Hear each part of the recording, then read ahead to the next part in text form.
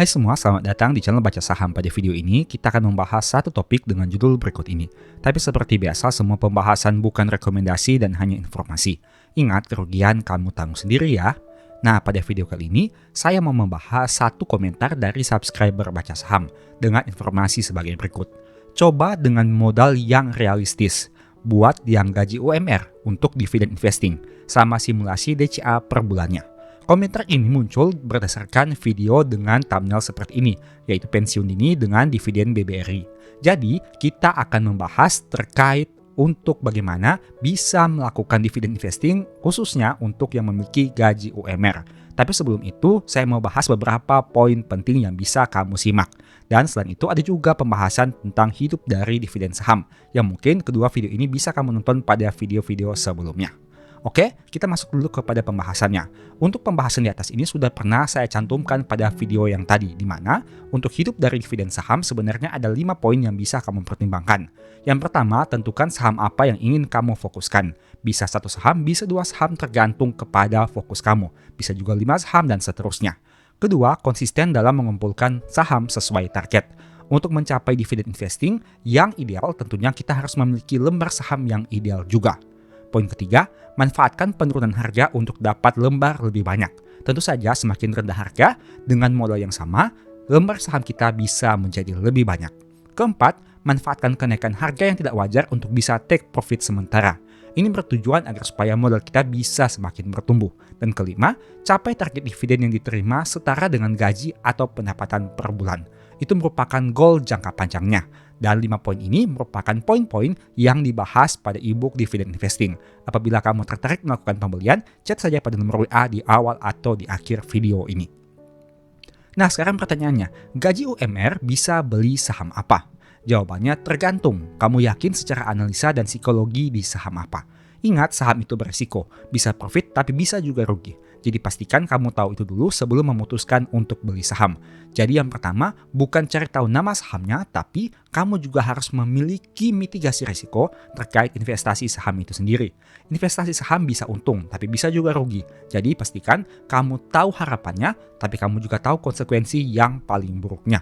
Dan ingat, semuanya tergantung kepada kamu sendiri. Nah, kita asumsikan misalkan gaji UMR 5 juta rupiah per bulan. Katakanlah dengan angka gaji ini kamu hanya bisa sisihkan 1 juta per bulan dari gaji itu. Berarti maksimal harga saham yang bisa dibeli adalah 10.000 lembar untuk satu lotnya. Karena dengan harga saham 10.000 kita kalikan dengan 100 lembar, yang mana satu lotnya adalah 100 lembar. Maka setara dengan angka 1 juta rupiah. Itu merupakan angka dari gaji yang bisa kamu sisihkan. Artinya, kamu fokus saja kepada saham dengan harga di bawah Rp10.000. At least masih banyak saham yang cukup berkualitas yang membagikan dividen dengan angka yang menarik, yang labanya bertumbuh dengan harga saham di bawah Rp10.000. Artinya, dengan menyisihkan 1 juta rupiah per bulan, itu sudah lebih dari cukup untuk mencari saham-saham yang mungkin bisa kamu pertimbangkan. Meski begitu, selalu ingat bahwa dividen investing itu akan berkaitan dengan lembar saham. Semakin banyak modal kamu, lembar saham semakin banyak. Begitu juga sebaliknya. Jadi pastikan kamu juga realistis dalam menyikapi berbagai konsekuensi dan simulasi yang ada. Ingat, 1 juta dengan 1 miliar tentu akan menghasilkan dividen yang berbeda. Kembali lagi, pada ujungnya kamu yang tentukan sendiri mau saham yang mana. Setiap orang bisa berbeda, karena untung rugi kamu yang tanggung sendiri. Mindset sederhananya, dividen investing memang fokus ke dividen, tapi bukan berarti saham dengan dividen yield yang paling tinggi itu yang paling bagus. Itu merupakan suatu konsep berpikir yang cukup keliru. Dividen yield yang tinggi bukan berarti saham itu harus dibeli, dan dividen yield yang biasa-biasa saja bukan berarti saham itu jelek. Pertimbangkan konsistensi pembagian dividen. Apakah perusahaan itu konsisten membagi dividen setiap tahun? Berapa besar payout rasionya? Apakah 50%, 60%, 70%, 20%, dan seterusnya? Bagaimana perkembangan laba mereka dalam jangka panjang? Karena ingat, dividen itu merupakan hal yang sangat berkaitan dengan laba. Jika labanya bertumbuh, maka otomatis dividennya juga diharapkan bisa bertumbuh. Apakah harga saat ini sudah masuk akal atau belum? Valuasi memang tidak berpengaruh secara langsung, tapi dengan adanya valuasi, itu bisa berhubungan dengan lembar saham yang bisa kita peroleh, apakah banyak atau sedikit. Dan masih banyak lagi hal-hal yang sebaiknya kamu pertimbangkan. Untuk hal-hal tersebut saya sudah tulis di ebook Dividend Investing. Nah, kita gunakan contoh saja. Ingat, bukan rekomendasi, hanya sebagai contoh kasus saja. Katakanlah kita menggunakan dua saham, yaitu BBRI dan ITMG. Kenapa dua saham ini selalu saya jadikan contoh? Karena cukup menarik di satu sisi, sektornya cukup bertolak belakang, yaitu perbankan yang defensif dan batubara yang cukup agresif. Tapi di sisi yang lain, kedua saham ini menawarkan angka yield yang cukup menarik khususnya hingga video ini dibuat. Katakanlah BRI di angka Rp4.000 dan ITMG di harga Rp23.000. Per kamu nonton video ini mungkin saja harganya bisa berbeda. Nah, dividen terakhir yang dibagikan, baik itu final maupun interim, BBRI 343 per lembar dan ITMG 3.473 per lembar. Dengan kondisi seperti ini, artinya yield dividen BRI 8,6 dan ITMG 15,1%.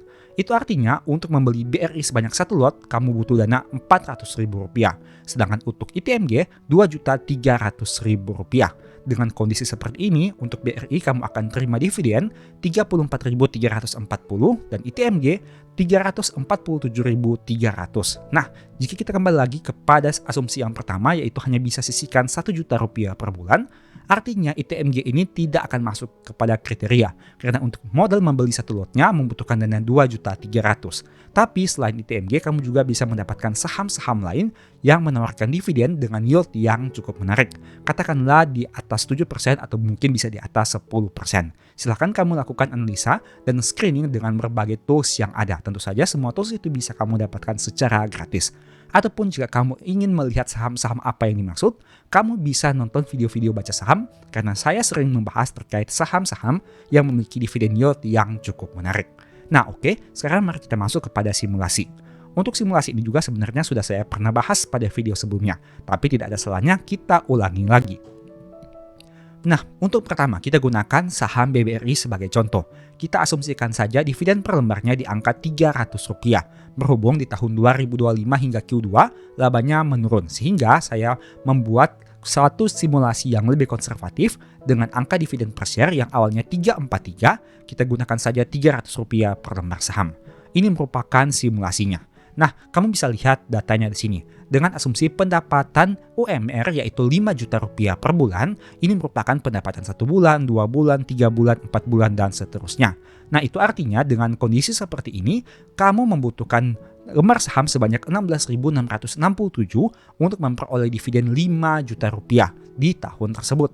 Dengan kata lain, dengan BRI yang harganya Rp4.000 membutuhkan modal sekitar Rp66,6 juta. Dan apabila kamu hanya bisa menyisihkan Rp1 juta per bulan, kamu silahkan kalikan sendiri saja berapa waktu yang dibutuhkan.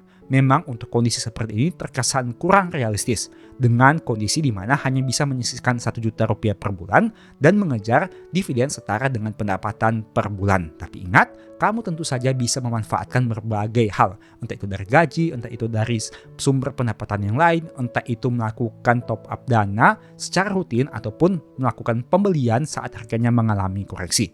Saya mau menampilkan satu informasi yang cukup menarik.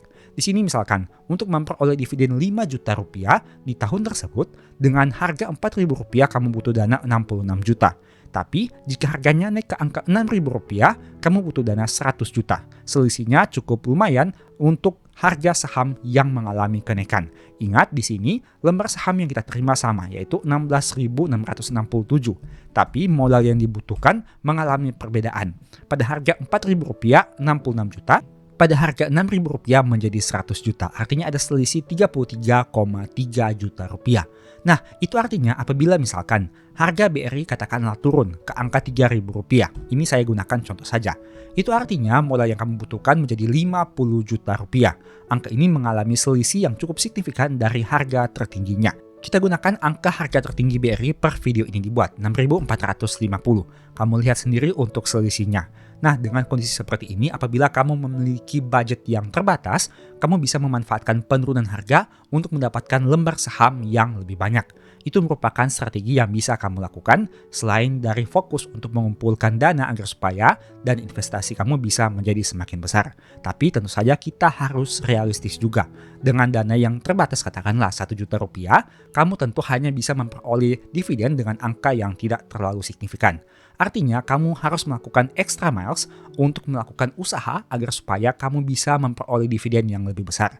Seperti yang saya katakan tadi, entah itu kamu investasi ilmu, entah itu kamu melakukan side hustle, entah itu kamu memanfaatkan penurunan harga saham, entah itu kamu reinvest dividen, entah itu kamu melakukan penjualan saat harganya mengalami kenaikan, kemudian beli lagi saat harganya turun, dan lain sebagainya. Intinya pasar saham itu sebenarnya memiliki variatif cara yang bisa kita lakukan untuk mencapai tujuan. Selama cara itu halal, ya silahkan saja kamu lakukan. Dan ingat, kita juga harus berpikir cerdas. Jangan sampai kita sudah susah-susah melakukan pembelian, tapi pada akhirnya ternyata saham yang kita beli itu ternyata adalah saham yang tidak membagikan dividen. Tahun ini mungkin yieldnya bisa mencapai 20%. Tapi tahun depan ternyata dia absen bagi dividen sehingga kamu tidak menerima dividen sama sekali. Itu artinya kamu juga mementingkan untuk melihat track record perusahaan tersebut. Apakah memang rutin bagi dividen, berapa besar komposisinya, bagaimana manajemennya, bagaimana perkembangan labanya, dan lain sebagainya. Saya tidak perlu menjelaskan lagi, ada saham besar yang dulunya membagikan dividen dengan angka yang menarik, tapi sempat absen beberapa kali membagi dividen. Sehingga hal itu tentu saja menjadi nilai minus untuk dividen investor. Semoga video ini bisa membantu dan sedikit memberikan pemahaman kepada kamu, khususnya terkait aktivitas dari dividen investing. Ingat, semua saham yang disebutkan bukan rekomendasi dan hanya sebagai contoh saja. Silahkan kamu gunakan saham yang lain untuk melakukan simulasi. Demikianlah pembahasan singkat pada video ini. Selalu ingat bahwa semua saham dan pembahasan yang ditampilkan bukan rekomendasi dan hanya bersifat edukasi. Segala risiko kerugian menjadi tanggung jawab kamu sendiri. Mohon juga agar dapat mengecek kembali data yang ditampilkan karena bisa saja terjadi kesalahan pengetikan atau pengambilan data. Di video berikutnya ingin dibahas materi apa lagi? Tulis di kolom komentar ya. Berikut ini beberapa list ebook baca saham.